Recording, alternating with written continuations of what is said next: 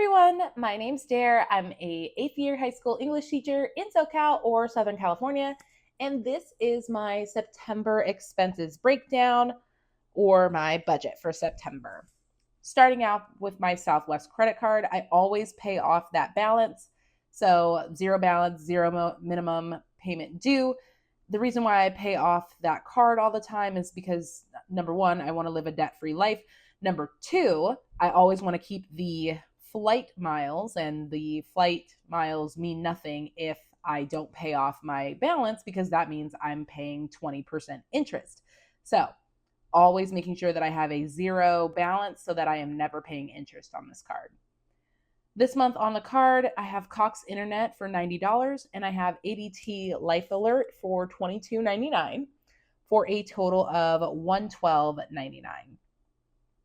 Because we just started this new school year, that means I moved up on the salary step, so I have more money to put towards my student loan.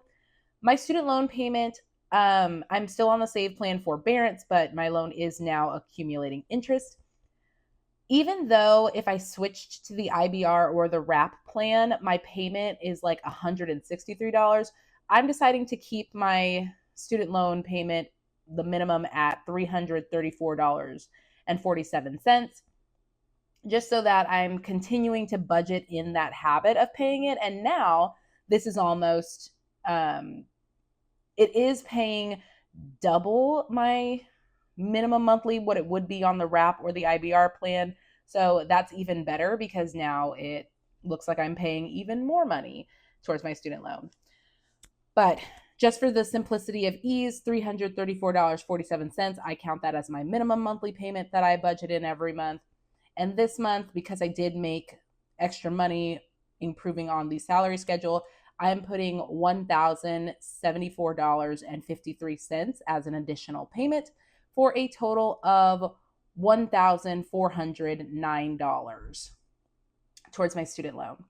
Rent and utilities, my rent went up $100 for this year, so my rent and utilities is now $2,770.87. Groceries / restaurants, I put $450 because I want to go out to a new Korean barbecue place. And I'm also going to start trying Factor for my lunches, because I'm just exhausted of thinking of two separate meals for lunch and dinner. And then for breakfast, I always have like trail mix or Greek yogurt.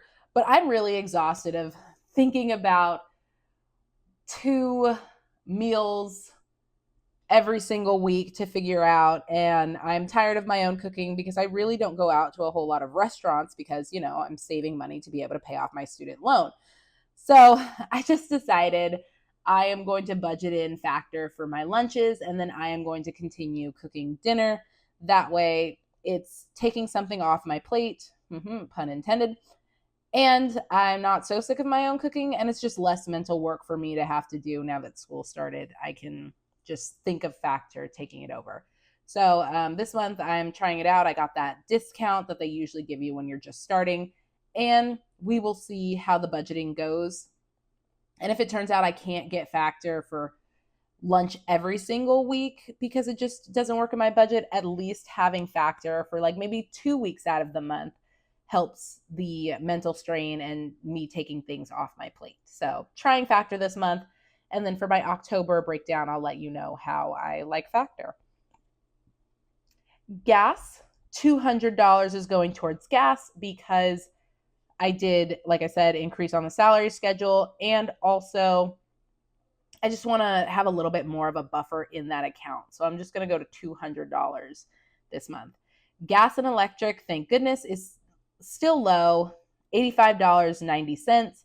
My city is in a heat wave right now. So October, my gas and electric is probably going to be crazy because I am running this fan. Sir, please move out the way. Thank you. You're all up in the video.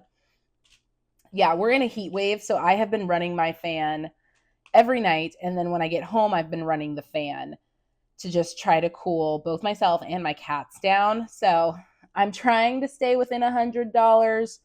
This month, I got really lucky, but for next month, I think my gas and electric is going to be so high. My car insurance did go up a little bit, so now it's $141.91.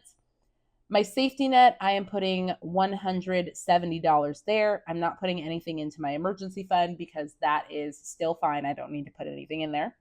My sinking funds, I am putting $200, and I'll break that down more when I go to the transfer side. My nails, I'm going to give myself $80 this month. And then shopping, I'm going to give myself $100. And finally, European Wax Center, I've already paid for the wax passes, so I just need to pay for the tip for my waxer, so that's $10. The expenses not paid on a credit card comes out to $4,208.68. The total in my checking account was $5,789.91. This does include some rollover money. There was money that I did not end up spending, and so I just obviously left it in the account. My bills and expenses, all this side, is $5,730.67. That gives me a remainder of $59.24. And I'm just going to put in that remaining $55 in my cash wallet so that like I can put it towards groceries or I can put it towards, whatever. I did not include this $55 in the regular transfer to the cash wallet because I always do the remainder after. I don't know why, but it's just easier to do the remainder after. So the first transfer to my cash wallet is $630. Going to gas again, $200. Going to safety net, $170. I am putting the $200 in my sinking funds. That's going in my dad account because I am going to pay for my dad and I to go on a cruise in December of 2026. So I am already starting saving up for the cruise. My dad really wanted to go on a cruise for his retirement, but he retired in 2020, so everything was shut down. And we just had other things pop up, and I started getting really serious about my debt payoff. So we just kind of kept putting off his cruise and putting it off and putting it off and putting it off. But now we are going on his cruise, December 2026. His retirement gift / my like, yay, I'm debt free activity that we're going to do. So starting to save up that $200 to sinking funds. And then, like I said, just adding on to the $630, I'll put the $55 towards my cash wallet. So that is my budget for September, and we are going to do our best to stick to it. I usually stick very well or have something left over, but I am splurging just a little bit, like I said, on Factor, and I gave myself a little bit of a splurge in the shopping category.